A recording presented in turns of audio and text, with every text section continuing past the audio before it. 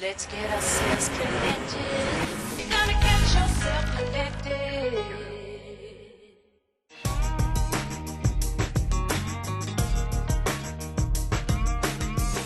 The internet's made many things easier, especially when it comes to booking travel. We've got Claire Newell from Travel Best Bets, author of the book, Travel Best Bets as well. You can check her out on global television as well with her travel tips.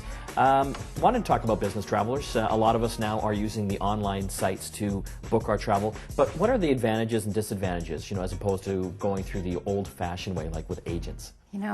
It's surprising how often I get this question, and there are really pros and cons to both. The convenience of booking business travel online, of course, can't be beat. You can be at home, you can be doing it 24/7, 365 days a year. My only advice is that I go to a real estate agent to sell my home, and I go to a hairdresser to cut my hair, and a travel agent. Do you? It looks great, though. Yeah, thank you. But there's something to be said about having someone who really knows what they're doing book your travel.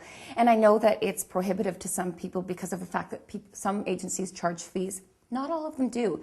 And if you can get someone who knows your travel, knows your particular hotels that you like, your airlines that you like, your mileage plans, it's sometimes easier and quicker to have somebody do it for you. You make the one call or send an email, and it's done for you, and it's done right. And you also have someone to fall back on.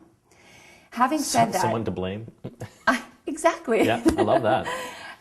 The one thing that I would advise, because I do occasionally book it myself online, is that if you're going to do it through an agency that has not only the website, but has an office as well.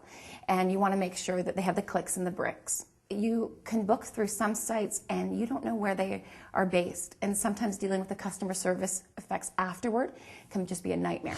So if you know a company that has both, it just prevents problems down the road. What kind of dollars are you looking at when you're dealing with an agent as far as like booking plane trips and stuff? Is there a range? There is a range. And as I said, there's some that charge nothing, and there are some that will charge as much as $75 per transaction, which seems like a lot, but if you're getting the service and you're getting exactly what you want, ticket delivery, it may be worthwhile. A lot of the times these days, you'll actually end up saving money because of their relationships. So that $75 may end up so they can actually get cheaper deals?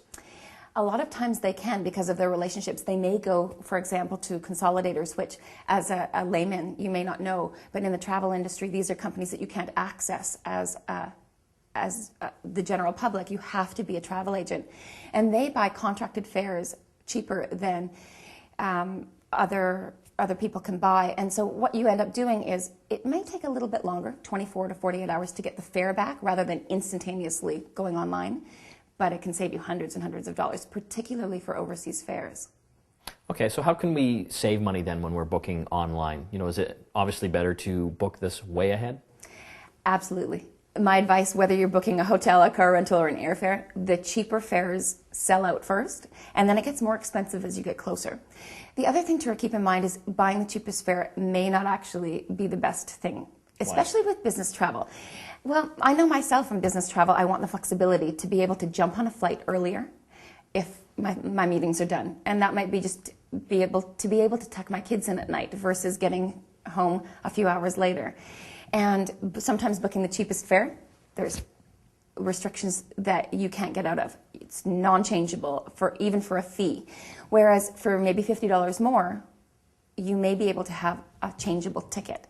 Time-wise, jump on an earlier flight or stay later if a meeting's going well. So it's something to look at and know if you're booking yourself online. Well, it's important. I know so many times I do a lot of travel to Toronto, for example, and I change my flights all the time, and depending on my ticket, because I never check these things, sometimes it's hundreds and hundreds of dollars. Exactly, and for $50 initially, you could probably have saved yourself in the end.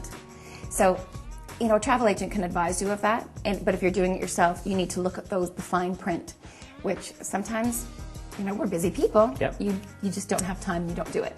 Well, thanks for your time today, Claire. Obviously, all those tips and a whole lot more in your new book, Travel Best Bets. You can check it out online and also in many major bookstores across Canada and the U.S.